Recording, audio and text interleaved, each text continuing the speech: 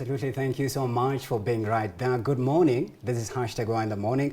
If you missed anything, you'll absolutely find it on YouTube. My good name is Brian Sanko. You can find us on socials at Y254 channel _ on the gram. The hashtag is Y in the morning. Now, in this interesting conversation, we are delving into matters family and raising good kids, or kids who are upright. And in a world where social media is the driver for social change, parents are being urged to keep strong and open-ended relationships with their children so that at the very end of the day, they still have a community to fall back onto. What exactly creates a breakdown between a parent and a child?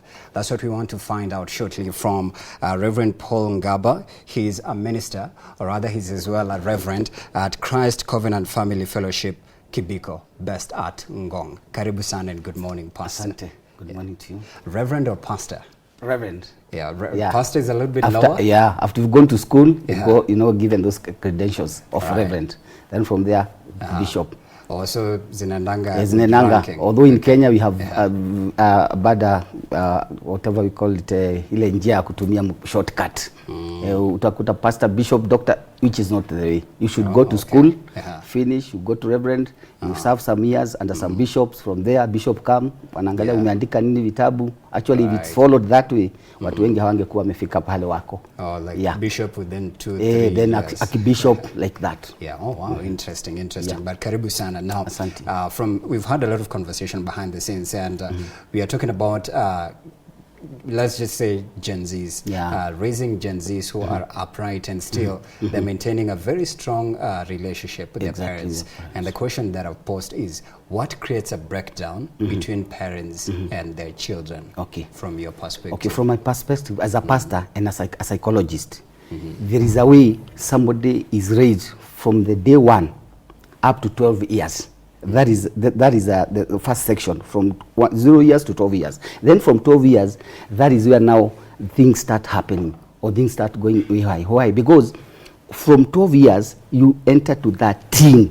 It's called 13. Actually, somebody called John Botsom said, in teenage life, wakati unaingia katika ujana, kutoka mtoto uingie mjana, they call it boys entering to men.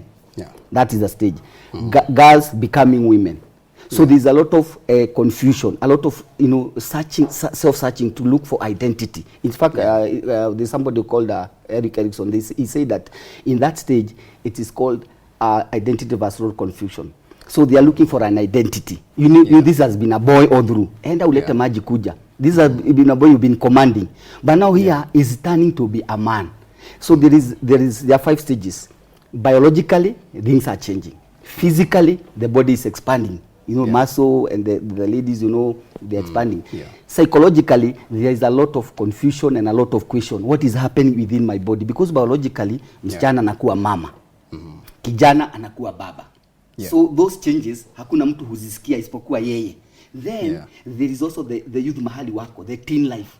Sasa pale kuna teenagers, kuna watu wanaenda shule wakisoma pamoja. So there's a lot of things that happen. In fact, Dobson said it's like a ship leaving the harbor, entering into the deep sea. In the deep sea there are sharks. In the deep sea there are waves. There's a lot there. So that is where the stage comes. Mtoto anaanza kusikia sasa kuna mtu ananielewa. Na kama mzazi anafika mahali haelewi mtoto ameanza kuwa mzee ama ameanza kuwa baba, vita zinaanza hapo. Kamekuwa katoto. Huyo sasa sio mtu wa kucommand, kumwambia henda. They need a lot of listening and understanding. Maana they have their own confusion. They are looking for that identity. Na wakiingia kwa youth wanaambiwa wewe ni zuzu, wewe sijui uko namna gani, wewe uko na upara. Unaelewa? And can you check from 12 to 18 years? Watu wanakuanga wapi? Secondary school. What is happening in the secondary school? A lot of kids are coming to one community, one environment with a lot of people coming Kawangware, wanaenda shule moja. Wapi Muranga? So wanakutana. Different cultures, different background, different. This has been raised by 2 parents, another has been raised by a single parent. So there's a lot of confusion. Generally hapo ndio shida inaanzanga. Na ndio tunaongea na wazazi. Tusipofika kuelewa hapa sasa, huyu ametoka mtoto, ameingia sasa ni kama mzee mdogo, a young parent. Anafaa sasa aelewe. Biologically, spiritually, psychologically, everything is taking shape. Yeah. So inside them there's a lot of confusion. Ndio Eric Erickson akasema it's that stage, it's a stage of identity, looking for an identity where somebody can come out very well, or you get so confused because you are getting other resources. Okay. Yeah. But then let's focus on parenting, because I believe here is where it determines a lot. How you are parented determines the kind of adult you become. Yeah. What makes this young, let's call them young adults, still the Gen Zs anyway, what makes them rebellious and just repulsive and resentful to the way, let's say, directives issued by dad or advice issued by mom? Because in this family setup, I expect it to be not that dad is just up there issuing directives. Ikifika 10 a.m. At least it should be collaborative kind of. Yes, Brian, blah blah blah blah blah is happening, but what is your view on it? Yeah. And then as dad, my view is this and this, and how about we take this route? Is it working for you? Good. Yeah. So the issue of rebellion starts from, you cannot give what you don't have. How are you parented? You see, from 0 to 12 years, how are you parented? What was your environment? So there are several styles of parenting. Like now, the authoritarian, there are people who say, do what I'm saying. Go there, come. Do what, don't ask questions. So by the time you become now a young adult from 12 years, there's a lot in you, there's a lot of pressure in you that has never been released.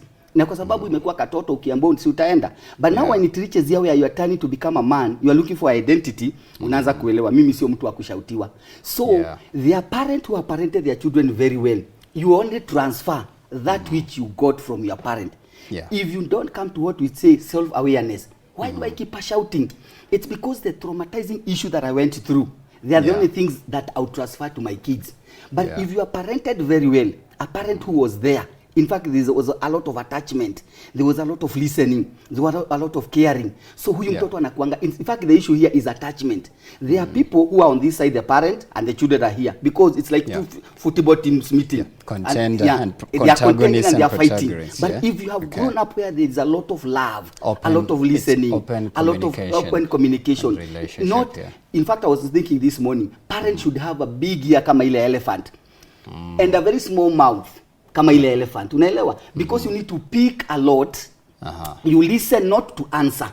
You listen to understand. But let me ask you a question. I'm now 54 years. Oh, wow. Now, how was I parented? It is through authoritarian command. Umepata kwa shule. Nani amekule unaletea nani? Did it affect any facet of your life? It affected me so much. And I've been telling people as a psychologist, I've never had a relationship with my dad for many years. Because we are being roughed up, we are being beaten, kuitwa majina. He's alive? He's alive, but I'm coming to that. Today we are good friends. What happened? Until I came to self-awareness. Nikalielewa, babangu alelewa in like a military place. Kwa hivyo, what did he transfer? The same things he got from the parents, that is what he transferred to me. Was he aware? Inaitwanga unconscious awareness. You are not aware you are hurting your children. So now the rebellion comes when you reach now to the stage of 13. You start now, it's like demanding, because I want my rights. I want to be heard. I want to be listened to. In fact, there are so many children who are traumatized right now because the parents don't even know what is happening in school. I'm talking about issues of sodomy, issues of lesbianism at school. But when they come back from the school to on the holiday, the parents are nowhere to be seen. They are busy building. They are busy preaching like us pastors. You are in a mission. You don't have an attachment. So what happens? The children get another person who can tell them this is the way you go. So rebellion other peers. Unaanza sasa hapa. Unaanza kuweka vitu na shimo. Mzazi anauza, I've been teaching you, nimekuwa kanisani, unini unaniletea. Sio kuwa kanisani, hujakuwa na attachment, hujawahi sikiza mtoto. You don't even check at their report form. You don't even listen to them what's happening in school. There's one child amejua juzi. Akasema, I'm not going back to school, mom and dad. Lazima urudi. I'm not going. What was happening behind the scene? Kijana alikuwa ameniambia, we are introducing you to the worship. When you come back to back to school, you make sure kwamba unaingia kwa devotion na lazima, kama sio tutakuua. Sasa what will the child do? Akaambia wazazi, please mimi nataka kwenda huko. But because imekuwa ni kama military school, nobody has big ears to listen, not to answer, listen to understand. In fact inaitwanga empathy. Carol Jackson inaita empathy. Trying to enter into their shoes, bring them out with love, listen to them. Actually, parents and children should be friends. Sitting together like the way we are sitting with you. Today but most of them say they don't want to be friends with their children because that will remove the role of the parenting, aspect. I'd rather be the authority in your life, but not your friend, because if I become your friend, then it's an open door to mischief. Good. Let me tell you.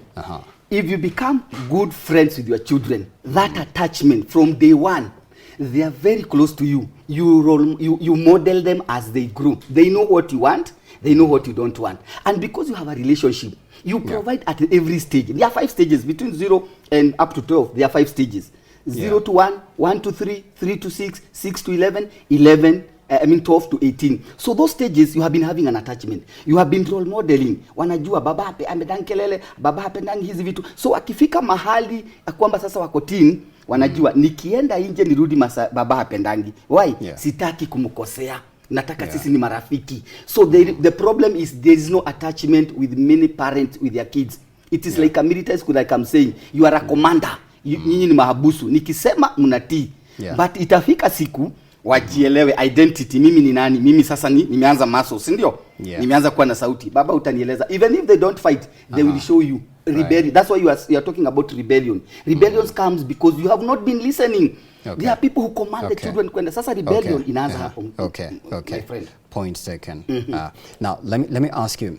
I usually host this segment, and I think I've hosted it for a while. I interact a lot with university students, and there's this thing in campus called kuinama.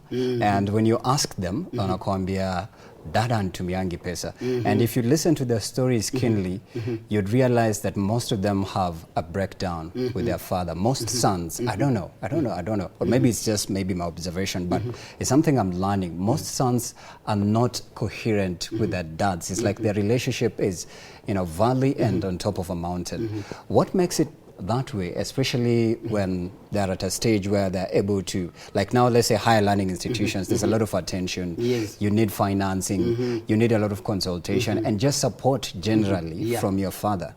What creates a breakdown between fathers and sons? Their sons. When you reach at the stage from 19 to 45, they are 35 to 45, 35, 40, it's called young adult. Young adults. That young adulthood, it's a stage where people want love. They want to love, not the love at home. They want to love another person. That's why in the university, most of the people ni mambo ya upendo, kupendana, kwa sababu ni stage ya kutafuta mchumba. Situationship now. You want to look for somebody who can partner. But let me ask you, ni nini umeacha nyumbani? Baba very rough. Mama hawaongeleshangi. So unakuta sasa at that stage, the reason mtu kwanza akuwa rebellion is because the father had money. Actually, let me say as a pastor, God comes number 1. Number 2 is not the church. Number 2 is not the business. Number 2 is not anything you are doing this world. Number 2 is your family. So when you wrap up your family, Mungu atakwambia wachana na kanisa, rudi kwa nyumba yako. You cannot serve God wakati hauna upendo kwa watoto. You can imagine when there are people who are quarreling their young men. Na kuna msichana, huyu msichana ametoka wapi? Sitaki kuona. Huyo msichana sio wako. Pastor Paul, ni wa Dave kijana yangu. What do I need to do? To help them, nurture them, niwasaidie with counseling. Hapa nilienda hivi, nikaenda hivi, nyinyi mjue msiingie kwa heshima. So what is happening? Because of what I said, there is no attachment from day one up to 20 years. So kila mtu anatafuta njia yake. And because father wanasemanga kijana lazima akuwe chini ya mamlaka, chini ya kukomandiwa. I have a son, and you can sit with him like we are sitting with you. We talk. And sometimes I don't talk at all. Because nikiona kuna kitu kinaendelea, na sio ati ni kitu kibaya, kitu niko concerned nacho, nampatia nafasi, alafu tunakuja tunakaa kama man to man. Tunaenda mahali tukae. Buda boss, nini kinaendelea? Hebu nikuulize, ni watu wa baba wangapi wako na ushirika na watoto? Hakuna. Ni baba akiingia vile nilelelewa. Baba akiingia, mimi ninatoka. Nikimuona, ninaenda kwa mama. Kwa sababu hiyo authoritarian, that authoritarian is authority. I am here, I'm stepping my authority. You are the authority figure. But now they talk. That's why we come to the issue of self-awareness. Nililelewa kwa shida. Ni lazima nibadilishe, nianze kusikia watoto wangu, nisiwapelekee shida ile nilipitia. Projecting your issues that in fact, you project them and it become very painful. So most of the young men in the university, hana upendo ya baba. Na ndio unakuta wengi wanaendanga kwa mama. Actually, there is a relationship between mother and son to daughter mother. And the father.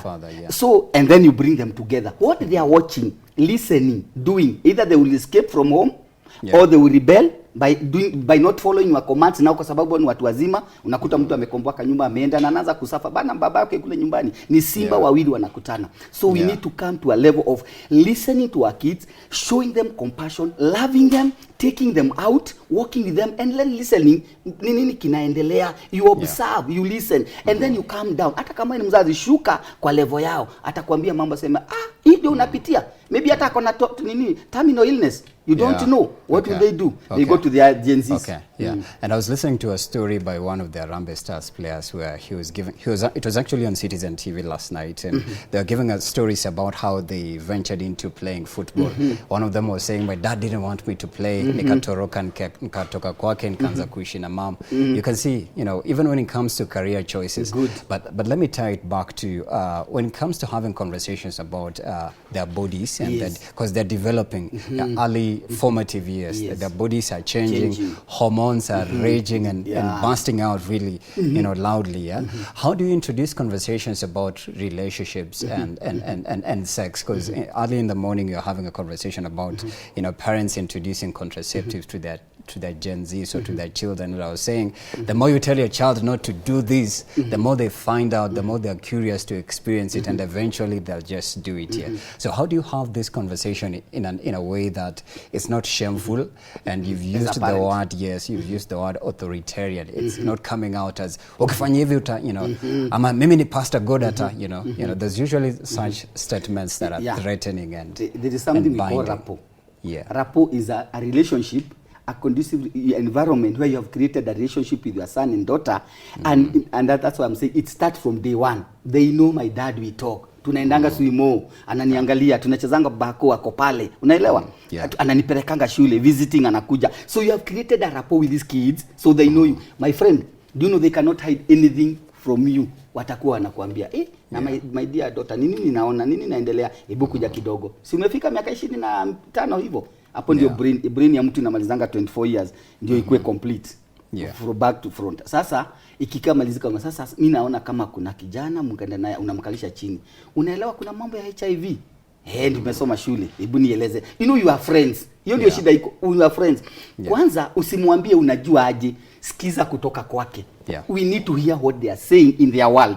Then we come to us. Lakini mimi kulingana vile naelewa ABCD. So you introduce it. Hata si wakati wameoa. You introduce. Yesterday I was in a church at Mwiki, and I was telling them from Sunday school, ask some question. How do they understand? Ebu aulize, hii TV yenu nyumbani inaonanga nini? Simu ya daddy inaonanga nini? Atakwambia vitu. Nini hizo? Hizo ni tabia mbaya. Unaona naelewa. So hizo tabia mbaya ni kusema nini? Kulingana lugha yako tabia mbaya atakuelewa.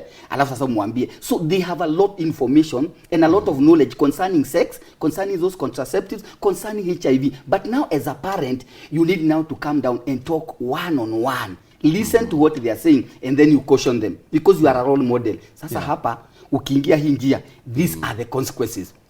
Kwa hivyo nikienda nilale na kijana ninaweza pata HIV. Si ulimweleza? Si ulimwambia what are the consequences? So they are going there knowing my dad hangependa. Una make you shield them by talking with a lot of love and a lot of concern and a lot of care. Na hata ukimwona na msichana, simwambie mimi nimekuwa na kijana, sitaki vijana kwa nyumba, what will they do? Campus unawaangalia. Saizi ninajua vijana wangu hapa, even in boarding school unawaangalia. But when you have love, nikumbuka msichana wangu siku moja aliniambia, hawezi taka kunifeel. Hawezi taka kunifeel. Sio yeye ajifeel, hawezi taka kunifeel. Kwa hiyo akienda kwa vitu, akienda watu wanafanya tabia hizo, wanasemanga tabia mimi kunywa pombe na nini, anajiondoka sababu hawezi taka kufeel baba yake. Because baba yake amekuwa na yeye na anamuishia mazuri na tunaongeanga. Na kama kuna talks za ndani sana siwezi ongea, sinaambia mke wangu, hebu ongea na msichana wangu ninaona. Actually ukitaka vizuri kama mzazi, usikuange ati lazima usikike. Hapana. Even if I cannot talk, can I call my brother? But most parents would actually they're always dominant, authority, dominant and overly protective. Overly protecting. Na unakuta mwingine nimekuwa na cases nyingi sana, mtoto hata kudunga mama yake na kisu kwa sababu hampatii simu, hatakangi aende huko. Kama sasa kuna mpira football, si walikuwa hapa siku ya maandamano, mzazi anasema ninafunga gate, ninafunga hapa. Sasa ukimfungia na ni mtu mzima na watu wao wako huko nje, what will you do? Wakati unaenda church anakudanganya tumeenda church. Immediately umefika kwa mlango ya church, jamaa wanaondoka. Wanaenda wanapati. Sasa mpaka lunch ifike, kanisa ishe, ndio hawa. Unakuta watu wamelala kwa gari vizuri, hata macho wafungui. Wamekunywa, wamefanya vitu zile wewe ungependa. Why? Because you are an authoritarian. You want to demand. You want to bring people, your culture. You have to understand them. Listen. I'm talking about listening to understand. Then create a rapport. You work together. Nibu nikuulize, ni watu wangapi wanapeleka watoto wao hata kama hiyo football wanataka kuona, ama mahali kwa swimming, ama hizi vitu ziko huku, hang out at village ama market, tuende tuangalie maniki hata ziko hapa City Park hakuna, ama tuende Jivani hakuna.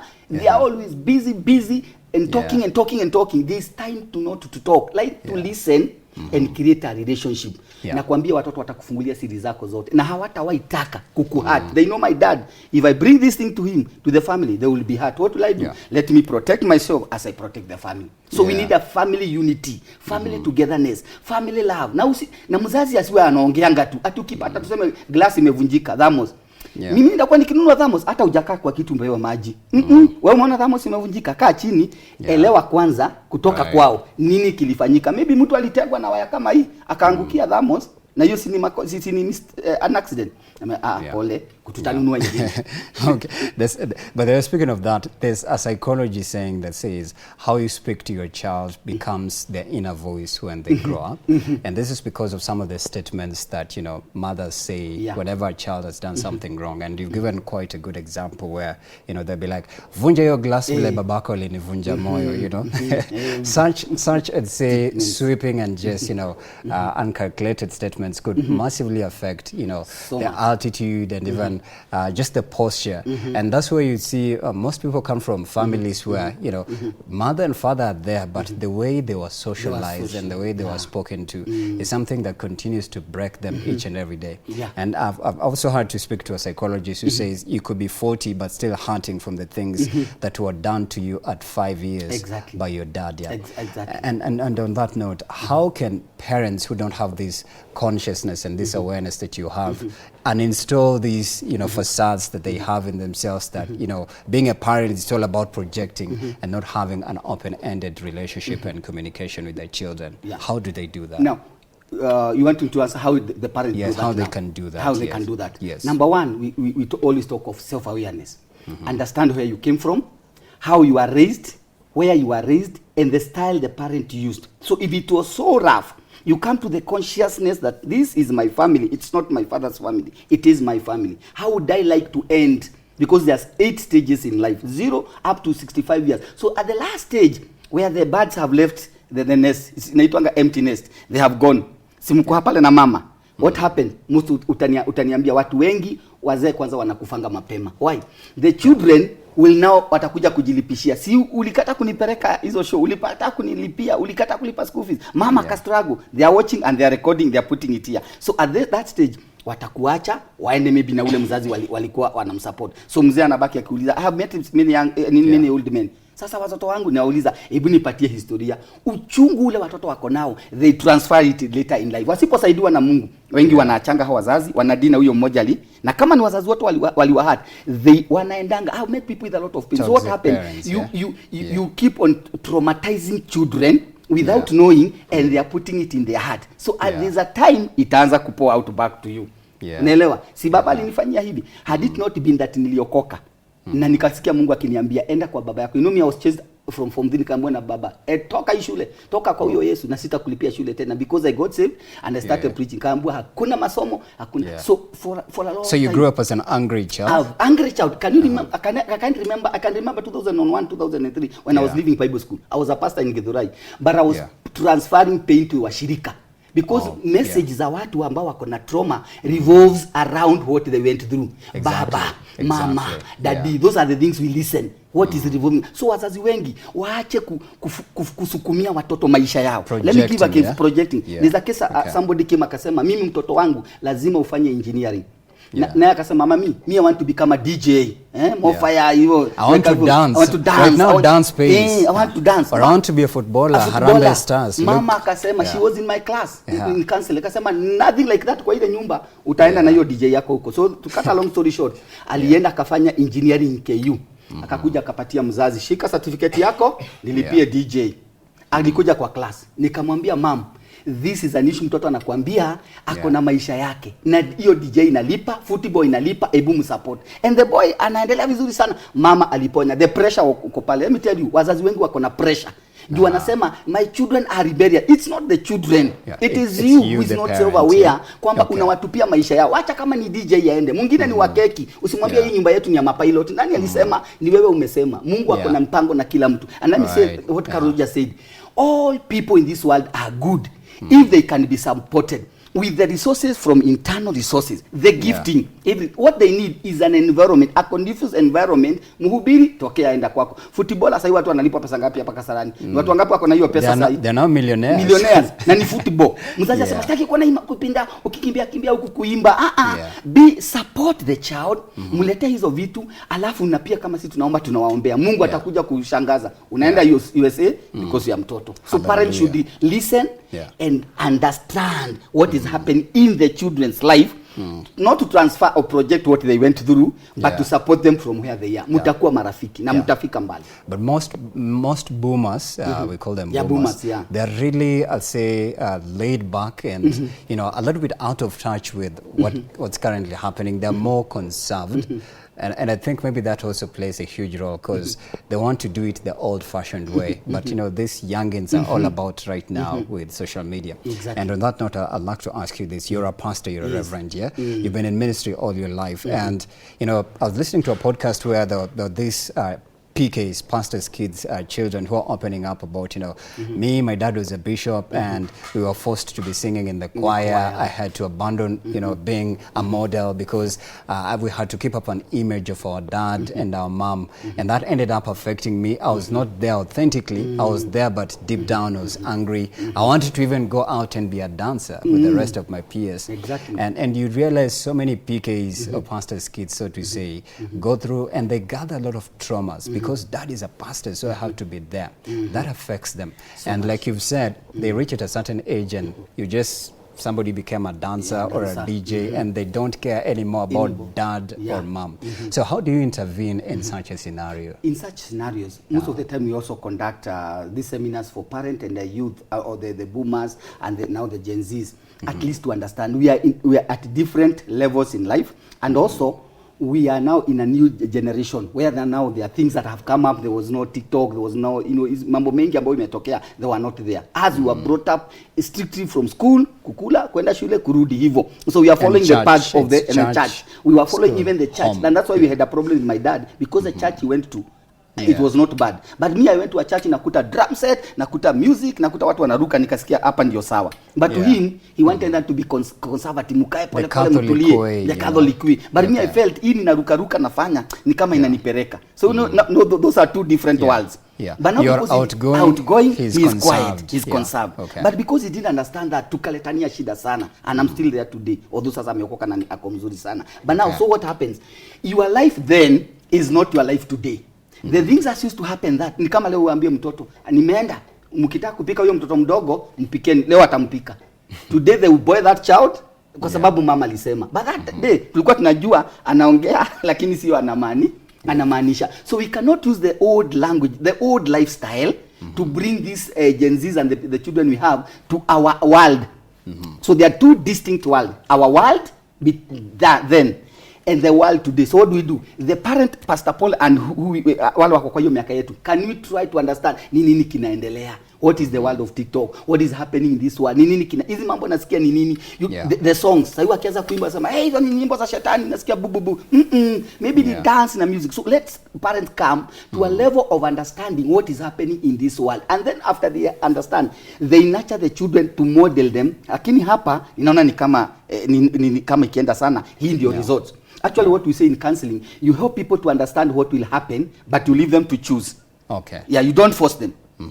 Okay, ukienda hiyo njia, these are the result. Ukienda upate mimba, hii ndio inakuanga result. But huwezi mwambia sitaki kuona na kijana. Atapata huyo kijana because at the levels they are, ni vizuri tuelewe where are our children, at which stage, at which level, so that now we come in to support them, to listen to them, to nurture them. Ndio kesho akuwe mzazi, because let me say this as a pastor, you are bringing up a child who is a pastor. You are bringing up a child who is an MCA. You are bringing a child who is a wife of somebody. So what will they take there? They will take only the things that you have transferred. The trauma, the pain, lack of love, lack of concern, lack of listening. That is what marriage nyingi zinapelekewangwa because they never got it there. So parents should come to an awareness. Who am I? What am I transferring? Do I have some defense mechanism? Do I have some pain, some trauma I never healed? Transfer here watoto. Actually, most of the children are so much traumatized because of the pain of their mother. And that's why we call it generational trauma. Exactly. Transferred from grandfather to father to and then now to the children. And then the chain continues it again. Continues, But you've said the aspect they now revenge it back. But an example of Sarah Jakes Roberts, the daughter of T.D. Jakes, she's serving in ministry. She had to because the dad was prominent in ministry. What would you advise a PK who doesn't want to serve in ministry? They want to branch out and be a star, be a TikToker like Asia, then the rest who are dancing on TikTok. When God called me, or when God calls somebody, he doesn't call you and your family. He calls Pastor Paul. Even my wife, I can't tell her, unajua Mungu alikuita. Mungu aliniita. But because I want us to share this, I help them to understand what is happening in the ministry. But when the children grow up, wamekuwa Sunday school, role model them, kuna stages you must be a bit, not that strict firm. Not strict firm. Lazima kanisa tuende. There are sharias or there are rules in a house to be followed. Here we go to church. After church we do ABCD. But when they reach at the stage of teenagers, so now they start realizing, oh, there's another church. There's somewhere I can go. So at that stage, let them navigate. But then you are still together with them, helping them, cautioning them, but supporting them. But when they reach the stage of adulthood, which is now from 20 to 35, let them decide.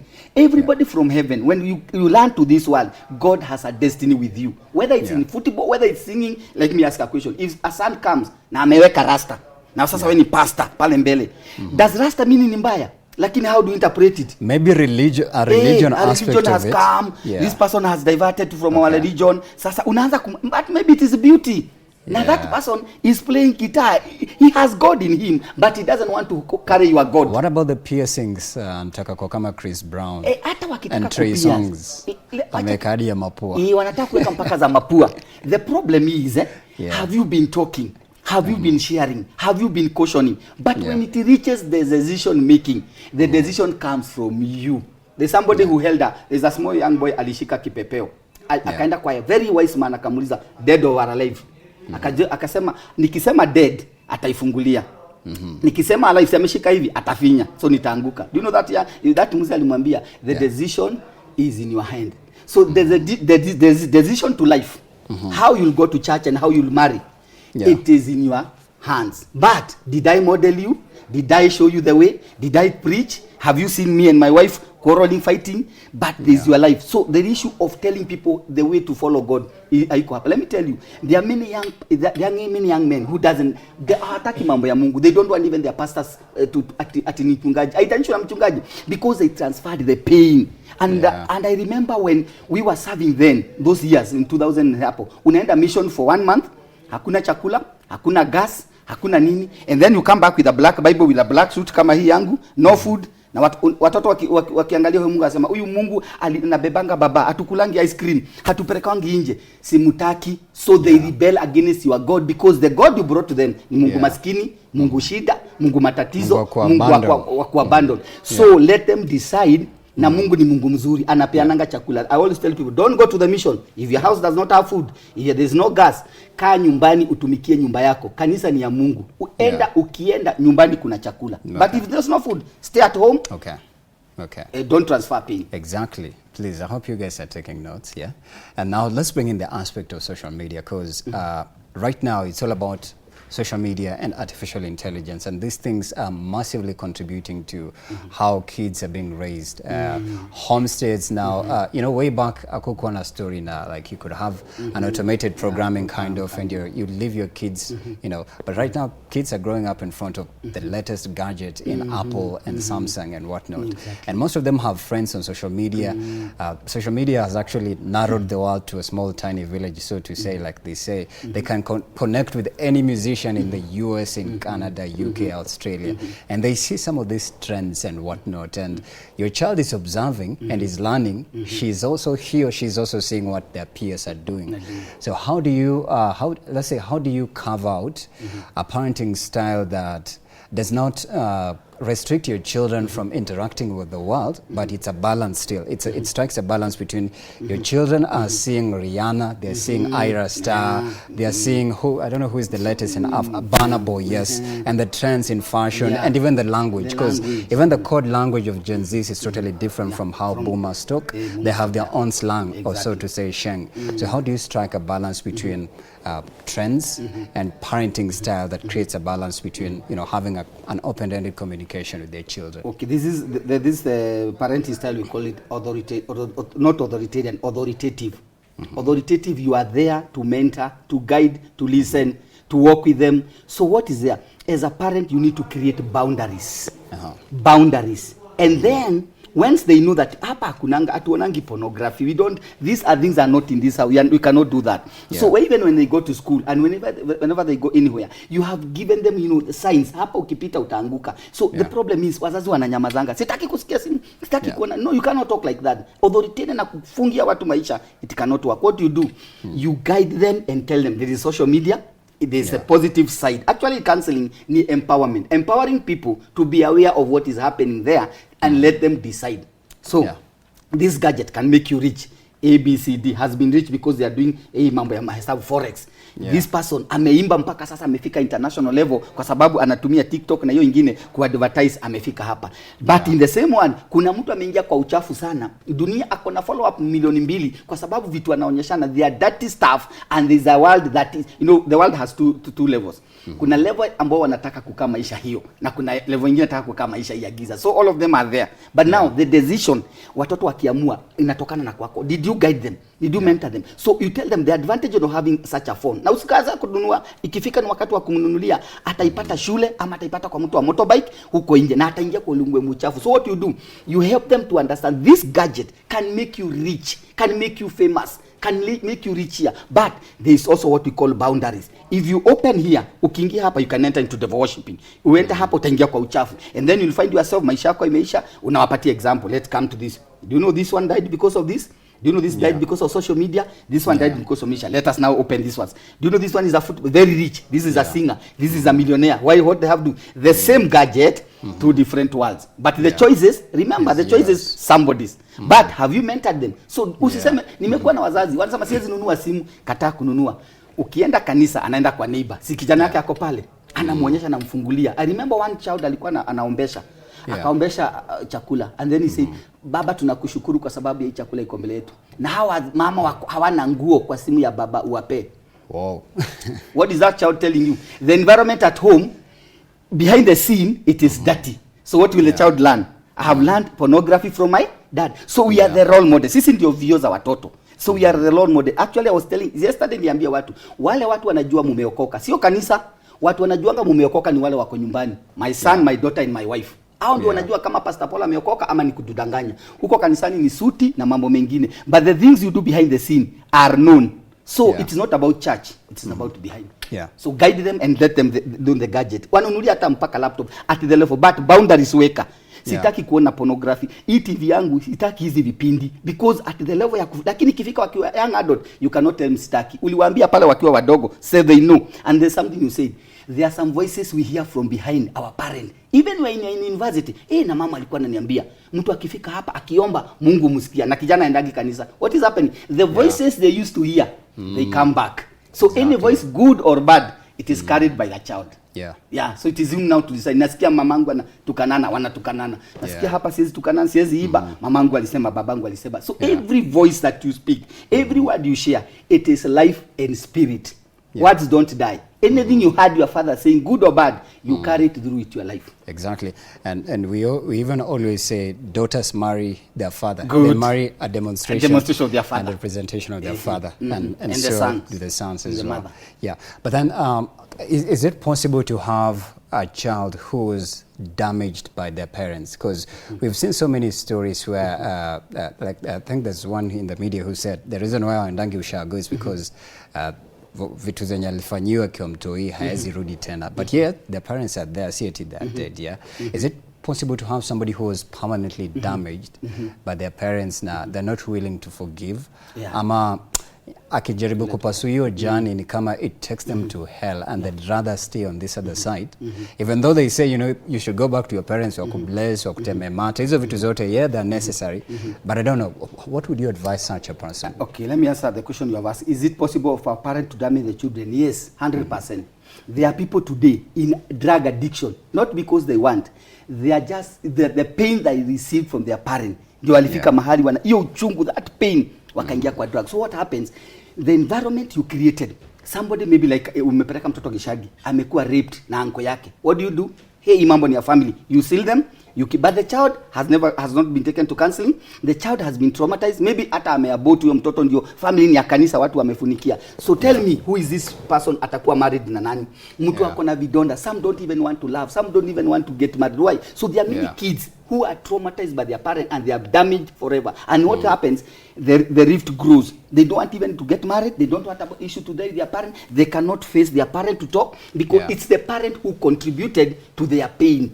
And so there are many people in marriage today, they are just transferring the pain of their father to the husband. There are many husbands transferring the pain of their father to the wife because they never got healed. Walichomwa wengine, wakachomwa wakarudua. Unaona kitabu watu walikuwa nauma hivi, wengine walikuwa nadungwa, wanafanywa. So those things, unakuta wengine wale hajaanza kusamehe, they are still embedded in their spirit.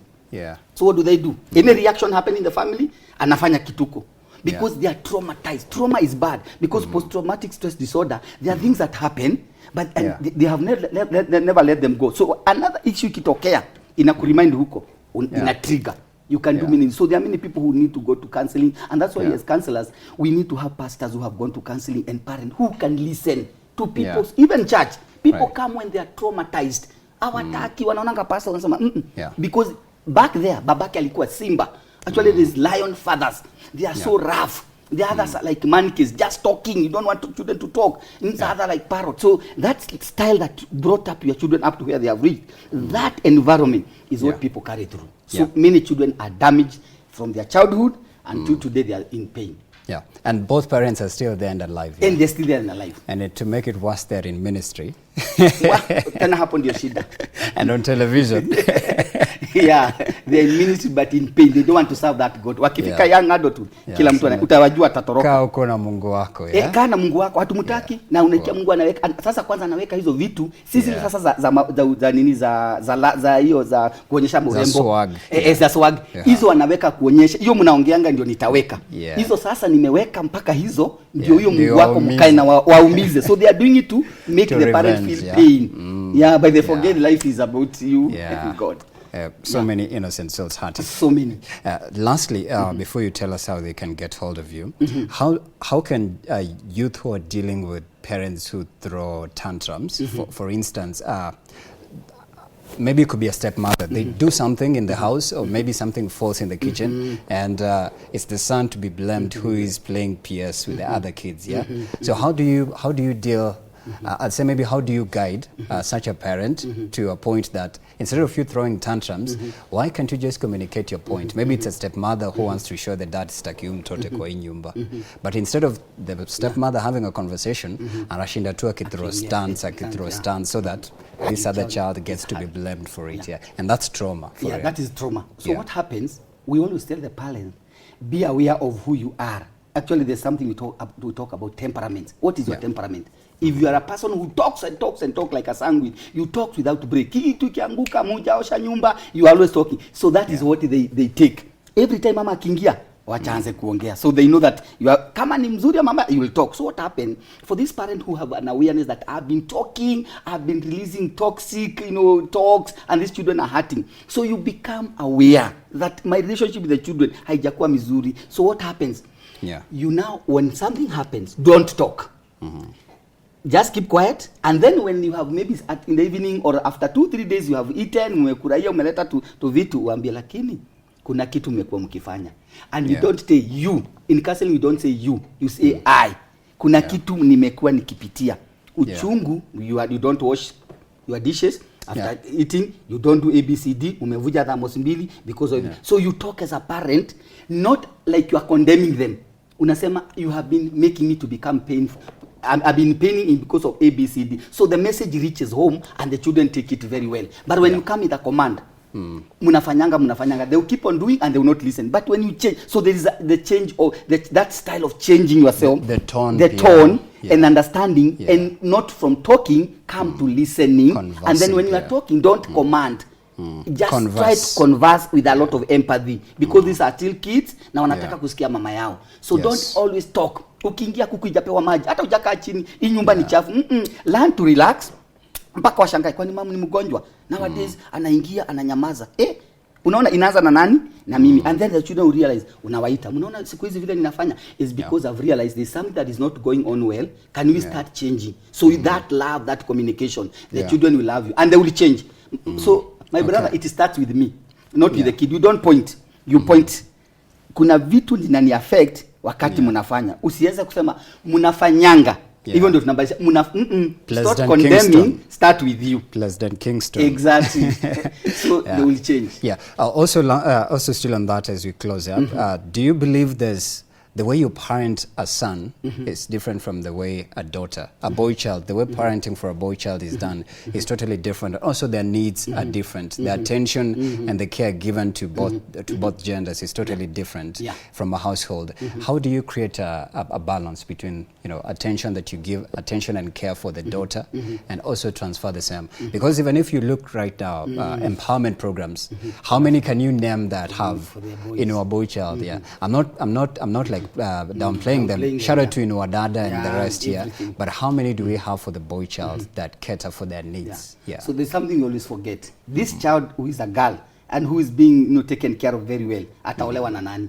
He will definitely get married to a boy who was not nurtured, who was not taken care of. So kitu atakuja kumletea ni zile shida alipata huko. So what happened with the parent? Like me, I have 2 kids. Let me give an example. And I don't give favor to any. You balance. Hata kama uko na wanne, huyu si wapande ati this is from my uncle's side, this is from my mother's side, or this is from my husband's side. So huyu ninampenda juu nimezaliwa huko na huyu ni you give them equal, share. You let them understand, okay, there is that birth order. This is first born, second born, third born, if they are there. Let them understand that kuna heshima katika hii nyumba. If you are the parent to guide them. Parents are leaders. Parents are priests. You guide people on what is supposed to happen. So what happened in many kids, they are divided inaitwanga coalition. There is a coalition between pande hii ya mama na pande ya baba. And they know. So when they grow up, what do? Wanaendanga na hiyo coalition. Wewe ulikuwa baba si ule ndiye alikuwa wako, akusaidie na maybe hakufaulu kwa maisha. So what happened? Bring the children on the same table. Give them equal, share with them whatever God has given you. Let them understand this is what we have, this is what we can afford, and you are all mine. And this kama kuna inaitwaje sheria, there are rules. Kubwa tunampeanga kubwa kidogo, aka kadogo hivyo. So they understand, they know. So they have those boundaries, they respect one another. And when they grow up, wakifanikiwa, usiende kwa ule amefanikiwa sana, unawacha ule mwingine. Ama mwenye wana perform vizuri shule. Head case kijana anakuwa na mambo ya kufanya piloting. Mwingine anasema mimi sitaki, nataka kupika mambo ya keki. And there was a problem. But then watu kakuja tukaongea na wazazi wakaelewa, huyu ako na keki atafaulu, huyu ako na pilot atafaulu. Let's bring them together and love them equally. Absolutely. Amazing insights. Tell people how they can get hold of you, because you're also a psychologist as well. In 30 seconds as we exit. Okay, my name is Reverend Paul Ngaba, and thank God today that he has given me this opportunity to share with you parents. So you can get me through 0725 477 611. Let me repeat, 0725 477 611. I'm at Ngong. You can call me. We can contact issues to do with addiction, family, children, everything concerning psychology and issues of trauma. We can share. God bless you so much. Karibu sana. Amazing nuggets of wisdom from you, Reverend Paul Ngaba from Christ Covenant Family Fellowship, Kibiko, Best at Ngong. Great to have you here. Thank you so much. All right, absolutely. We also want to thank you for watching us from 7 a.m. to 10 a.m. I and my co-star Stephanie Ayeta will see you tomorrow bright and early for Entrepreneurship Tuesday at Y254 channel and at Brand Sako 101 on the hashtag Y in the morning. See you tomorrow. Have a fantastic Monday.